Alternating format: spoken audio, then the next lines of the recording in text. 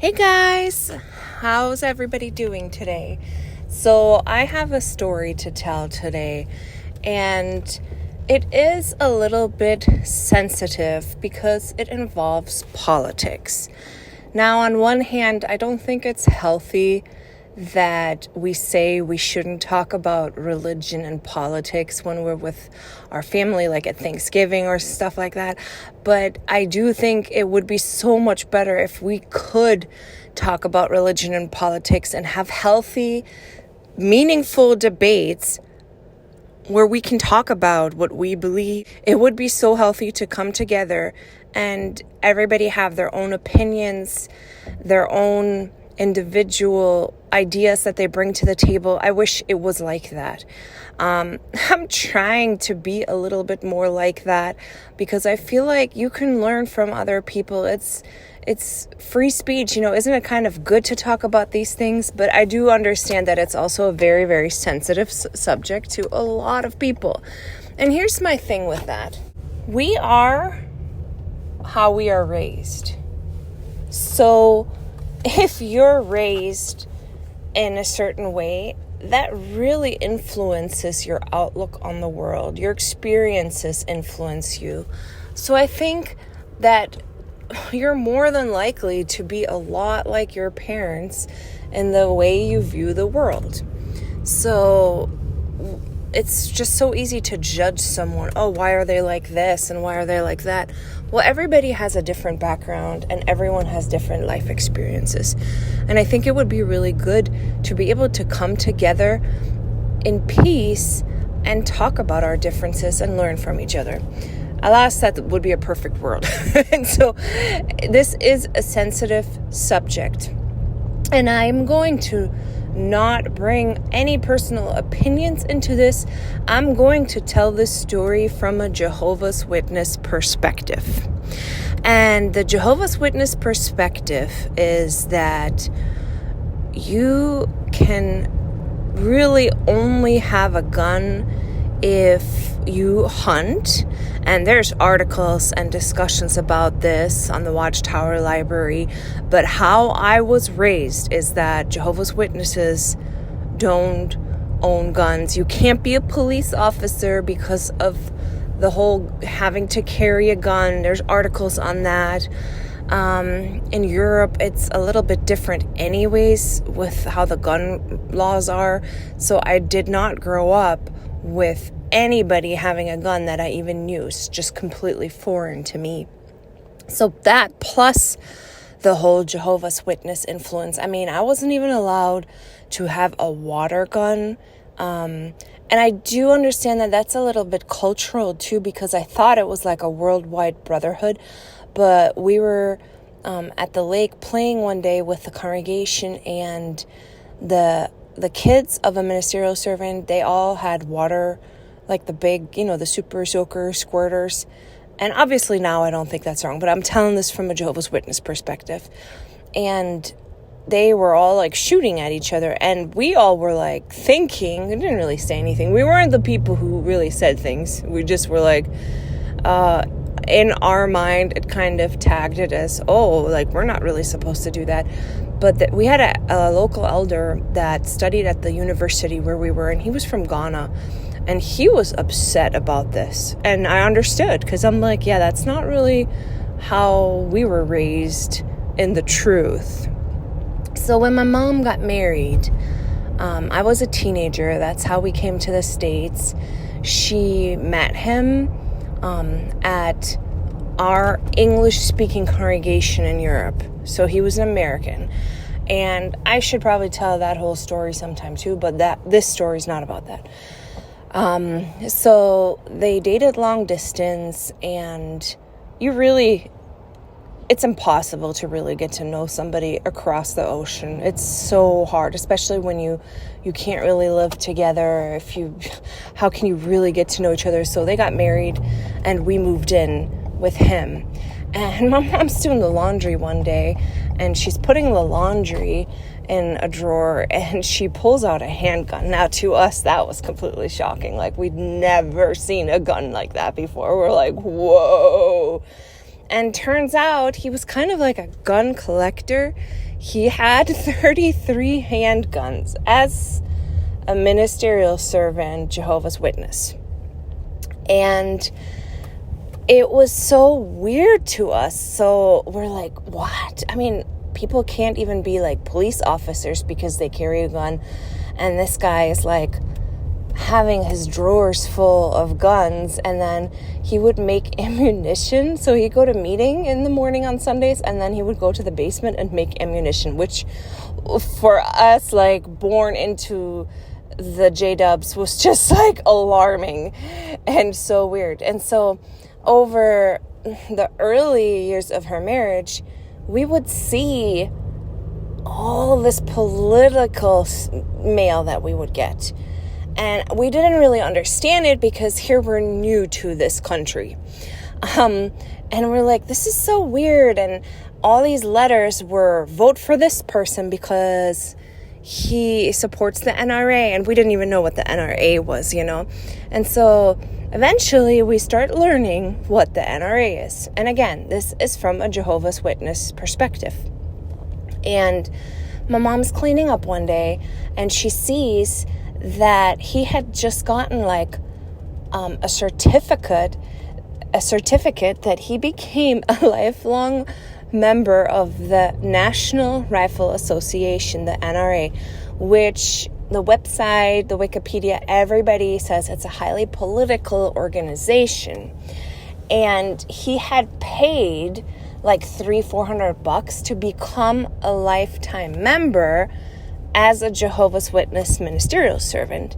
Now, imagine like for us seeing that when you are in the truth, when, the scriptures say that they will turn their swords into plowshares and, there will be no more war and no weapons and kids can't even play with water guns. And here he's like a gun collector, ammunition maker, and just paid a lot of money to be a lifetime member in the NRA, which was especially weird because he was actually really, really cheap. He would not spend money on anything. Like, case in point, when I got baptized, we did not go out for dinner. He didn't want to pay for a dinner. And that wasn't him like being mean or anything. That was him being cheap. That's how he was. He was really cheap. And so I went out with another family to just have like my baptism celebration dinner. And I remember thinking, goodness gracious, he's just so cheap. But he spent the money to be a lifetime member of the NRA. And it just really bothered my mom because, we're getting taught sitting at the meeting, who's faithful in little is faithful in much. Pursue peace. All the things. We knew a brother who couldn't be a cop anymore when he came into the truth because of the whole gun issue. So you're like cognitive dissonance on steroids. Plus, the NRA is so involved in politics when we're, as Jehovah's Witnesses, drilled to be neutral. It is ingrained in our heads. You cannot get involved in the world, the affairs of the world. And I remember saying to my mom, I'm like, well, our mailman, he knows what's up. When he sees the mail that's being delivered to us, because it was hardcore, like, vote for this person who is supporting the NRA, vote for this person. And it was just like non-stop political mail because of the NRA membership. And so my mom, it just really bothered her for, someone whose great-grandma was in the concentration camp because she took a stand of neutrality, for someone who had moved to Australia to serve where the need is greater as a kid, for someone who just always studied the Bible, and then to see like your Jehovah's Witness ministerial servant husband just became a member of the NRA, a political organization, was just like shocking to her. And so she decided she's going to write to Bethel about this because it just really bothered her. So she actually ended up writing twice, years apart. But I didn't realize that I just talked to her to clarify some things. We think that they actually kind of switched the rules, because when you used to write to Bethel, they would directly answer you. They did in the first letter, they did reply to her personally. The second letter, they wrote back to the congregation, and she never even saw the reply in writing. The two brothers came and visited her with the answer. And honestly, well, I'll get to that. Now we're just going to talk about the first letter, and I'm going to put it in the screen so you guys can all see it, what she wrote, what their answer was. But basically, they wrote that it is not a political organization, it's a conscience matter. And we're like, are you kidding? It is a political organization. Like, ask Siri, is the NRA a political organization? The answer is yes. They lobby all the time. So you're just so confused, like, what is happening right now? And you know what? You would think that if we have questions as members of this organization, that it would be no big deal to write to headquarters, have a question. But the truth is, Bethel doesn't really want to hear from you. Bethel will start a file on you, and you're kind of seen as rebellious when you write to Bethel, because they want you to handle everything locally through your own research and with your local elders, like basically leave them alone. But the elders, they didn't really have anything on this subject. So mom's like, I'm going to write to Bethel. She just felt like the first letter was so inaccurate. Not anything that she was brought up to believe that she held true as a witness. And it was just really confusing to her, because on one hand, you're taught no guns. I mean, I want to hear everyone's experience with this whole gun thing, because now that I'm out, I realize that it's just so different in every area that you live in.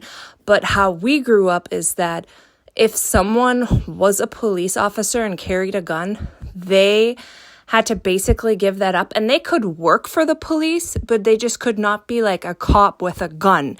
And that was very strictly enforced. Also, I'm like looking through all the articles that the organization has published. There's so many unwritten rules that we know as witnesses that you can't really find in the literature, because there's letters to the congregation, there's letters to the body of elders, there's such a thing as congregational culture. For example, how come everybody knew how long a skirt could be or would be or should be? And when in reality, when you look up in the Watchtower library, you can't find anything except that it says be modest, right? But it's culture, it's congregation culture, and it's just that we're all drilled the same way. And who knows what goes on behind the curtain? So that all influences and affects the decisions. So this whole new gun thing for us was plain as day. So now she had gotten this absurd letter back from the organization, and it is going to be linked at the end of this video, so hold on tight. I'm going to blend in what she wrote and what Bethel wrote her back, and it is not anything that we ever held to be true as witnesses. So for years, it bothered her, and she really had cognitive dissonance, where it was these two beliefs that she couldn't make sense. You know, it was just like, this is not true. And so what she decided after, it was probably like 10 years later, she's like, I'm going to write to the governing body directly. And so she did. She wrote to the governing body. So we think that something changed in the span of these two letters, where the first one, they actually replied to her. But now how it has changed, it's like this. You will not get a letter back into your mailbox. They will send a letter back to your local body of elders along with the copy of the letter you sent. People don't know this, but I think that's a really, really important thing to know, because I feel like it's so backstabbing. They like throw the knife into your back, basically, because if you're having a problem with the local congregation, this is awful, awful. Thankfully, this wasn't like a local body of elder problems. And the elders, they got the letter, they got her question, and honestly, they were kind of stunned themselves about it. So they didn't bring the actual letter. They did like a shepherding call with my mom. And basically, Bethel's stance about it did not change. They said that it was a conscience matter, and if it bothers people in the congregation and it affects other people that this brother or sister is a member of the NRA, then they can't have privileges. And it's not a political thing. And really, we should beat our swords into plowshares and all the same stuff that the first letter said. And then my mom said, but it does bother me. My conscience is so bothered because I feel like this is against everything that I ever learned as a Jehovah's Witness. And the brothers, they're both really nice people, but they have such stop think when the society has spoken. The society spoke, that was their verdict, and they did think it's not what they expected, but they don't want to get involved with that. They don't want to touch it. And they sat there a little bit quiet and a little weirded out by the whole thing, but they would not say anything further. And my mom's like, it almost feels like it says when it bothers other people's conscience.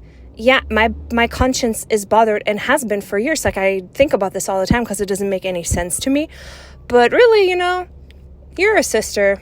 Who cares about you, really? Your conscience is probably not as valuable as, the body of elders' conscience. So if they would be bothered by it, something would be done.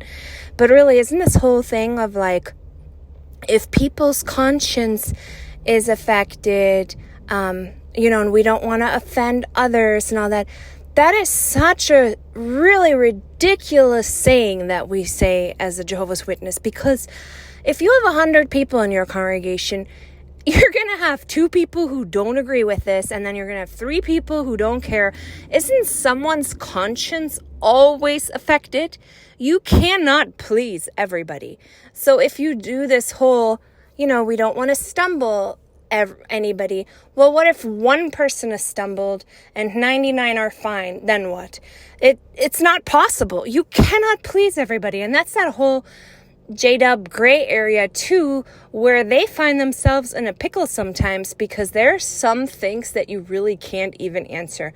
Now, I personally think this isn't one of those things, because growing up as a Jehovah's Witness, if you asked me, is it wrong to become a lifetime member of the NRA as a Jehovah's Witness? To me, that answer would have been clear cut. No, you cannot, because it's a political organization. Plus, we're kind of against guns as Jehovah's Witnesses. That was always my understanding, as it was my mom's understanding. And so this really threw her for a loop. And when those things happen, when you have this cognitive dissonance, you learned it one way and now they themselves are doing it another way, I think it kind of makes a little crack into your faith, because you think, this is the governing body talking. This is so strange to me. And I'm sure this happens a lot to people, where you have an honest question and it gets answered not in a scriptural way how we were raised. Please share your experiences. I'm sure there's so many of them. And again, this isn't a political message. Now that I'm out, if you want to be a member of the NRA, go right ahead. You're a free person. You can do whatever you want to. Whether people agree or disagree, it's on you. It's your decision. It's your conscience. Act your conscience. But as a Jehovah's Witness, this is a whole different ball game. So it's just the point of talking about this too, is relating to other people who've gone through similar situations, because it's happened to people. And here, we're not alone. And then you can't really talk about it with other witnesses in your hall, because once the matter is, talked to the elders about, they don't want to hear about this anymore. They feel like you need to leave it in Jehovah's hands, put on your happy face and go preach, basically. And if something is bothering you, well, then you're not really a spiritual person if you keep harping on it and you don't give it in Jehovah's hands. So Watchtower's response to all of this is so shady to me, because as somebody who was raised as a Jehovah's Witness their whole life, generations in, the answer so clearly is no. You cannot be a member of the NRA, a political organization, if you're a Jehovah's Witness. And how they take things so seriously, that's what I would think would the answer be, right? Also, the other thing is, as a Jehovah's Witness, let's say you do have to have a rifle for hunting and all that. Even if you have those things, you don't need to be a member of the NRA to have those things.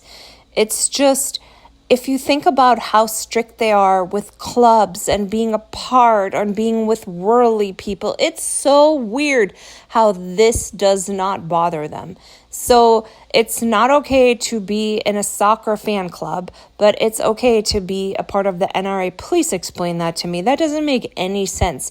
Everything is deemed worldly and bad association, and do we have time for this, and do we really need the influence? So to me, this is kind of like how the United Nations thing was handled. It almost seems like they're being paid in secret, or there's some shady dealing going on where they won't touch it or speak negatively. Who knows? But it just feels like something shady is going on here, and the J-Dubs are like paid off to be quiet and leave that whole thing alone, because this does not seem like how it should have been handled. And that is kind of like one of those things that makes you go, very, very weird. So that is it for today's episode. Would love to hear all your comments and all your feedback and your personal stories. Bye.